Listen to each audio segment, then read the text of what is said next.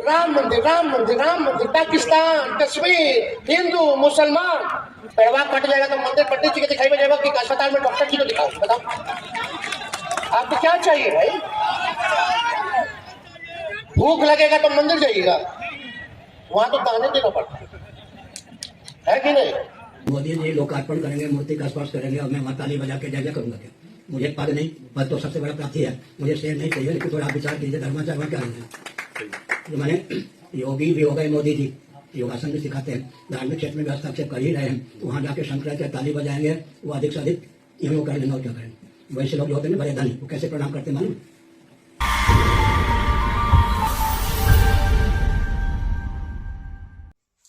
नमस्कार दोस्तों, मैं मंगलजीत और आप देख रहे हैं प्रकाश इंडिया।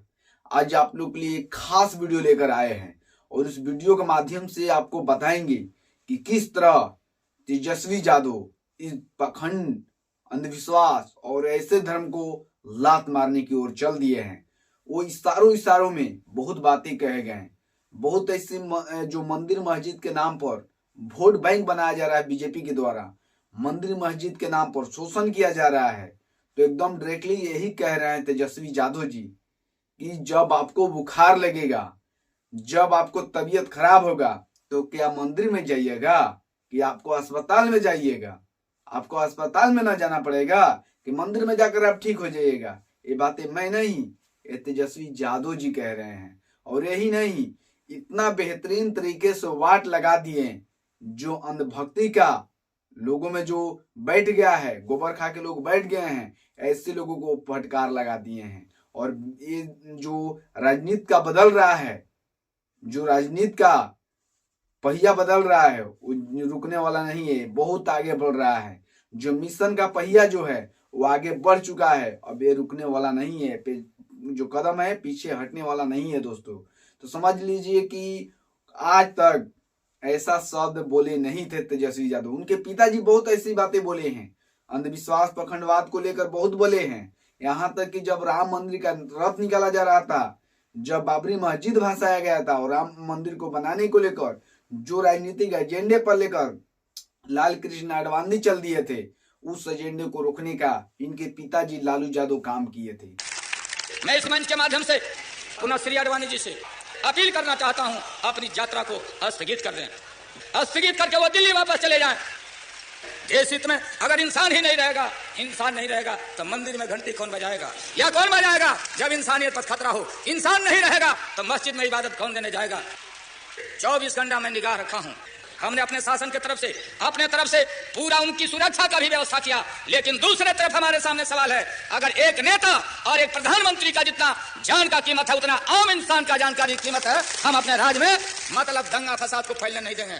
जहां फैलाने का नाम लिया और जहां बवेला खड़ा करने का नाम लिया, तो फिर हमारे साथ चाहे राज रहे या राज चला जाए, हम इस पर कोई समझौता करने वाले नहीं है। समझिए। और इसी बीच में इतना दिन गैप होने के बावजूद आज फिर से उनके पुत्र तेजस्वी यादव मंदिर पर करारा हमला बोले हैं। समझ लीजिए, जो बीजेपी का वोट का जो फैक्ट्री है, हिंदू मुसलमान करके, भारत पाकिस्तान करके ये वोट बैंक बनाने की कोशिश करते हैं, उस वोट बैंक पर सेंध मारने की कोशिश कर दी है तेजस्वी यादव। और कहीं ना कहीं बोल दिए हैं कि राम मंदिर बनाने से कुछ नहीं होगा, यहाँ रोजगार, शिक्षा ये होना चाहिए, तब यहाँ देश का विकास हो सकता है। राम मंदिर से विकास होने वाला नहीं है। और दूसरी ओर एक सनातन धर्म के सर्वोच्च धर्मगुरु हैं स्वामी निश्चलानंद सरस्वती, शंकराचार्य गोवर्धन मठ पूरी पीठाधीश्वर, समझिए कि वो डायरेक्टली बात कर रहे हैं वैश्य शूद्र को लेकर। जो वैश्य हैं, क्या इस देश में वैश्य पुजारी बनेंगे, वैश्य पूजा करेंगे, वैश्य उद्घाटन करेंगे मंदिर का? कह रहे हैं कि नरेंद्र मोदी जी मूर्ति स्पर्श करेंगे, उद्घाटन करेंगे, हम ताली बजाएंगे, हम जय जयकार करेंगे। ये संभव नहीं है। ये बातें समझिए कि सबसे बड़ा सर्वोच्च पीठाधीश कह रहे हैं ये बातें, जो कि निश्चलानंद सरस्वती इनका नाम है। ये बातें कह रहे हैं, मुख्य माने समझ लीजिए कि धर्मगुरु हैं, सर्वोच्च धर्मगुरु हैं ये हिंदू धर्म का। वो बातें कह रहे हैं कि मैं वहां नहीं जाऊंगा क्योंकि वहां हम लोग को पूजा करना चाहिए। हम लोग को माने जो ब्राह्मण है वही बेहतरीन तरीका से कर सकता है, दूसरा कोई नहीं कर सकता है। और दूसरी बात, जोगी पर भी वो निशाना साधे हैं, बोल रहे हैं कि माने जो जोगी हैं वो भी क्षत्रिय हैं तो वो पूजा पाठ कराएंगे, पूजा पाठ ब्राह्मणों का काम है, इस तरह से उनका बयान आया है। और कहीं ना कहीं जो वैश्य समाज के लोग हैं उनको आज समझने की जरूरत है, जो क्षत्रिय समाज के लोग हैं उनको समझने की जरूरत है कि किस तरह से ये ब्राह्मणवादी व्यवस्था सिर्फ अपने आप को श्रेष्ठ मानता है। और आप लोग कितना भी चाह रहे हैं, और कहीं ना कहीं मैं कह रहा हूं कि अगर नरेंद्र मोदी जी हैं तो इस हिंदू धर्म का खेल खत्म करने की ओर चल दिए हैं। हिंदू धर्म का एकदम माने वो जो व्यवस्था थी कि ब्राह्मण ही सर्वोच्च हैं, उस व्यवस्था को लात मारने की कोशिश कर रहे हैं। जो जोगी जी हैं, आदित्यनाथ जोगी जी है, वो इस व्यवस्था का लात मारने की कगार पर है। नहीं तो समझ लीजिए कि वो सबसे बड़ा आज के पुजारी बन गए हैं। कौन?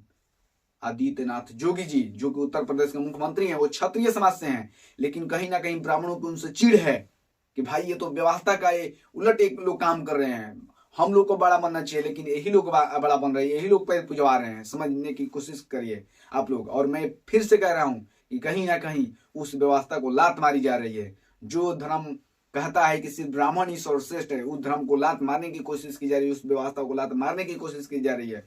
एक नहीं, बहुत सारे ऐसे लोग हैं, बड़े लोग, जिनके माध्यम से एक काम किया जा रहा है। समझ लीजिए, नहीं तो ब्राह्मण ही सर्वोपरि होता था, ब्राह्मण ही पूजा करवाता, लेकिन राम मंदिर में नरेंद्र मोदी जी पूजा करवाएंगे। पहला पूजा नरेंद्र मोदी जी कराएंगे, उसका उद्घाटन भी मोदी जी करेंगे।